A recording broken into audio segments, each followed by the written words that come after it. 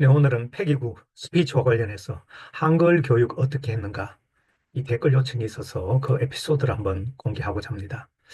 아마 여러분들께서 이런 댓글에 글을 남겨주시면 저는 찾아서 하나씩 준비해서 말씀드릴 수 있는 건 드리고자 합니다.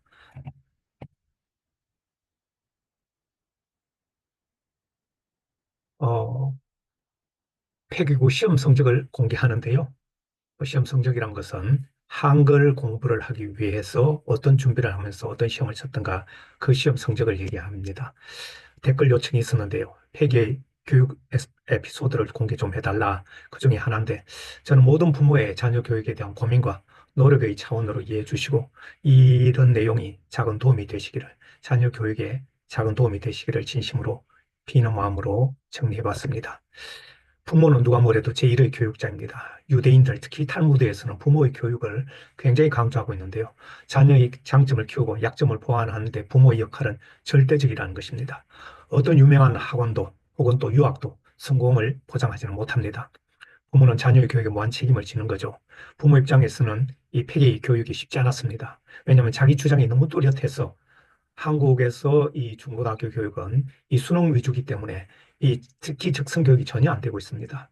그런 차원에서 저는 적성 교육을 중시하는 영국으로 딸을 어릴 때 보내기로 마음을 먹었는데요. 맹모 삼천지교의 심정으로 정말 최후의 선택이었습니다. 그것이 바로 교육 환경을 바꿔줘보자 마지막 선택이었습니다.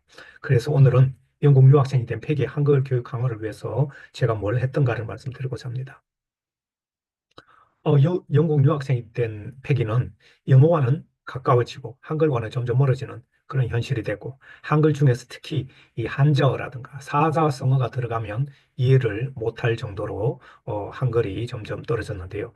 영어의 강점이 빛날 때는 한글이 제대로 구사될 때 가능한 것입니다. 그래서 유학생이 됐다 하더라도 한글을 제대로 못하는 영어는 아무 소용이 없습니다. 저는 그렇게 생각하기 때문에 한글을 따로 교육을 시켜야 된다. 그런 생각을 갖고 있었습니다. 선택에는 대가가 따르기 때문입니다. 유학생의 약점을 말하자면 한글을 어떤 식으로 보완할 것인가 고민 끝에 홈스쿨링을 해보자. 그래서 일단 조선 왕조 500년 역사책을 읽히고 시험을 치는 그런 방식을 택했습니다. 당시에 현찰을 좋아했던 어린 패기에게 현상금을 걸었죠. 90점 이상은 얼마, 뭐 80점 이상은 얼마 이런 식으로 했는데 시험 출제는 주객관식으로 했습니다. 그 실제 당시의 시험 문제를 제가 보관하고 있었는데 여러분들에게 공개합니다. 날짜 보면 2011년 7월 8일 조선왕조 500년사 시험 출제자는 김창룡 아빠 이렇게 되어 있습니다. 여기는 상금이 얼마가 되는가 70점 이상은 5만 원, 그 이하는 상금이 없다 이렇게 돼 있는데 내용을 보면 1번 해서 이승계 장군은 명나라를 상대로 요동정벌을 주장한 그 최영 장군의 뜻을 반대해서 4대 특별 불가론을 내세웠다. 이 중에 해당되지 않는 거 객관식이죠. 이렇게 했고 폐위라는 뜻을 설명하세요. 이런 단어 어휘력을 주로 물었습니다. 옥시의 뜻이 무엇인가요? 이런 식으로 함흥차사라는 용어 유래를 정리하고 요즘은 어떤 상황에서 사용하는 용어인지 설명하시오. 여러 문제를 보시면 대부분 이런 식으로 용어, 한자 이런 것들이 많이 되어 있습니다. 문제가 이런 식으로 계속되는데요. 11문 문제는 이런 게 있습니다. 반포라는 뜻은 무슨 뜻인가요? 그러니까 한글을 만들어서 한글을 발표했다 이러면 아는데 한글을 창제해서 한글을 반포했다 이런 식으로 하면 못 알아듣으니까 반포라는 뜻. 여러분 아들이 이 문제를 보고 굉장히 웃었던 부분인데요. 반포라는 뜻. 1번은 오늘날 서울의 반포 지역으로 조선시대 유래가 된 것이다.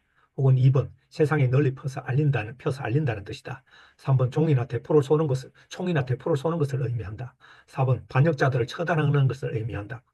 5번 반은 포기한 상태로 의미한다. 이 반포에 대해서 객관식 오지선다로 해서 찾게 했습니다. 이런 식으로 해서 총 50개의 문항이었는데요. 마지막 50번 문제는 북벌 정책을 꾀했던 왕은 누구인가요? 이런 식으로 저는 역사가 학생들에게나 어른들에게나 역사는 굉장히 중요하다고 생각했기 때문에 역사 공부를 통해서 한글 공부, 한자 공부를 좀 더 익히도록 방법을 택했습니다. 시험 성적을 공개하겠습니다. 이렇게 해서 50개 문제 제가 채점을 했는데요. 본인 이름 스스로 썼죠. 김민지, 조선왕조 500년. 점수가 여기 나와 있죠. 59점으로.